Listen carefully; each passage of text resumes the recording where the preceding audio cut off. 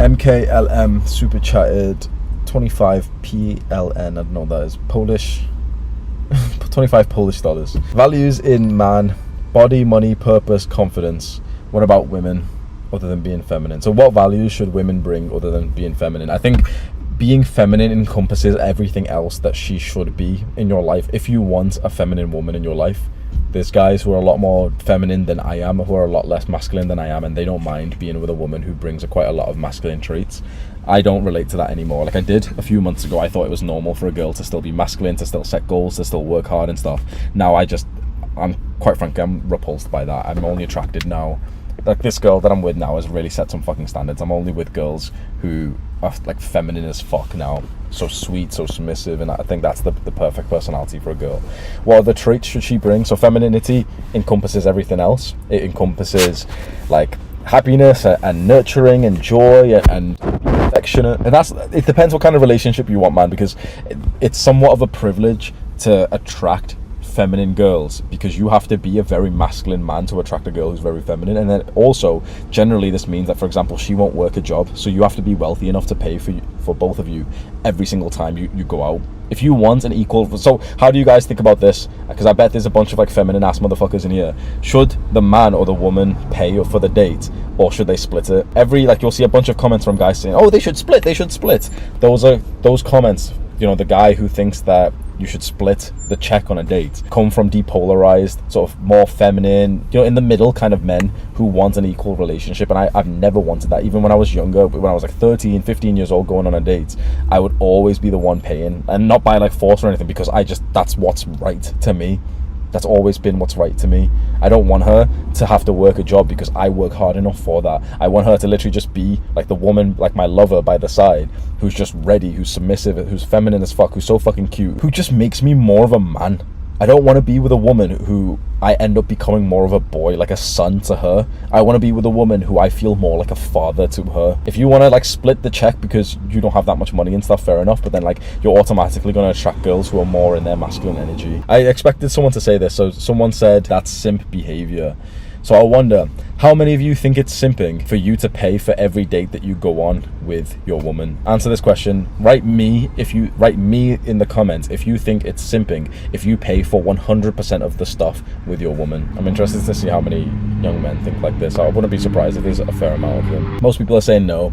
A bunch of people saying me. For the guy saying it is simping, I just want you to imagine this black and white video of a man taking a woman out, like a gentleman taking a woman out 100 years ago. He's about to be drafted for the fucking war, and he's taking her out for like ice cream before he gets sent out, and they're like, you know, they're in love. Who's paying? He is. Imagine calling that man a simp. He would backhand you so fucking hard with his like iron grip and his 1,500 nanograms per deciliter testosterone, and you're calling a man like that a simp. The masculine man always pays. If you have a problem with like providing for your woman, you're more feminine than you think you are, and you can try and act as smart as you want. Oh no, whatever. It means you're feminine. Simple as that. The masculine always provides. Being able to support two people financially is nearly impossible until a certain age, mates. Your videos help a lot of men, but some of the things you say come from the perspective of a content creator. I am a content creator, but I wouldn't say it comes from the perspective of a content creator. It comes from the perspective of a hardworking man who's successful. So first of all, don't use that as an excuse of like, oh, but Hamza's a YouTuber and I'm not a YouTuber. No. I'm successful. As a flat line, if you're successful as a man, you can also provide for a woman as well. Being able to support two people financially is nearly impossible until a certain age. You're wrong there. It's not about the age. It's just how successful you've become and how many years of hard work you've really put into this. I appreciate you donating and saying something nice, like your videos help a lot of guys and stuff, but like you're speaking almost in like a victim mindset of like, oh no, but like Hamza's a YouTuber and that makes it really easy for him, and like I'm not old enough to be able to support a woman. Bro, I was fucking 16 years old going on a date with a girl and still paying. I didn't even have a job that, you know, you just like get money from your parents or some shit. It's just about your mentality. It's like you don't need to like, you know, spend so much money on a girl when you go on a date. Like no dates are really that expensive unless you get to a certain level, or you've got like, you know, this personality where you want to go for fancy shit.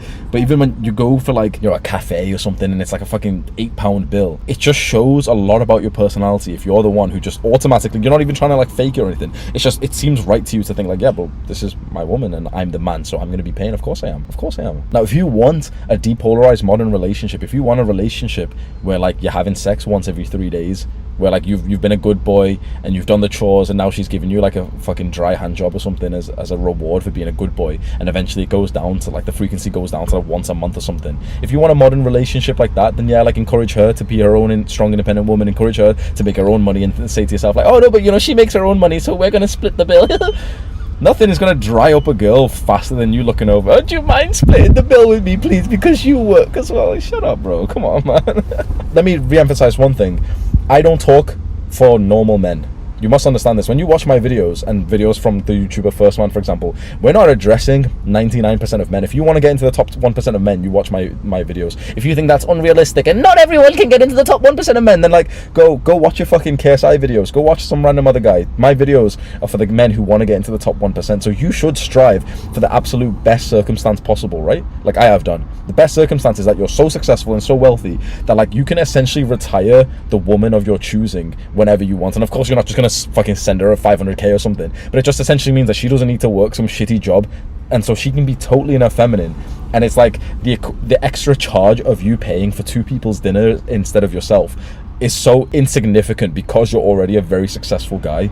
Me spending £20 in a restaurant compared to £40 in a restaurant does nothing to my bank balance. I don't notice anything under a 10k difference in my bank. But what I do notice is that I have a feminine, submissive, sexy woman waiting for me when I finish work. That makes me like more productive. It makes me happier. It makes me more fulfilled. It makes me more dominant. It makes me more masculine. It makes me strive for the next level. And that is worth hundreds of thousands, if not millions of dollars. So you're somewhat right. Like, you know, my perspective is that of a man who is in the top 1% of men in the entire world. And also I speak to the men who are trying to get to the top 1%. If you are fine living more of a normal life, a depolarized life, then you'll never like my kind of content, because I push heavily for you to get into the top % of men. Hamza, you're not even top 1% yourself. Stop scamming others. You have an anime profile picture, bro, so shut the fuck up. I don't need to sit here and try and convince you if I'm in the top 1%. You can go do the math. Go look at the statistics of everything you can find in terms of attractiveness, of income, of everything, and even compare the personalities. If you imagine 100 men right now, where are you amongst them? If I imagine 100 men, I'm the best one there, 100%. 100 25-year-olds, I'm the best guy there. Easy. 1,000 25-year-olds, I'm in the top 10 to 20. Maybe just maybe there's just, you know, by the law of like probability, there's like a professional footballer who makes more money than I do, and he's like, I've got more muscle than him, but he's really lean and stuff, and he's got celebrity status. Yeah, fair enough. But like even then, he's gonna have 100k followers on Instagram. What's wrong with anime? Anime watchers are the funniest fucking guys, man. Anime guys who watch anime and guys who play video games, they've got like this weird level of confidence. It's like you'd never be saying this shit in person, honestly, with your skinny neck, your skinny wrist, and fucking sweaty like BO smell. You'd never say shit like this in person, but you just spend all day watching live streams and shit, bro. Like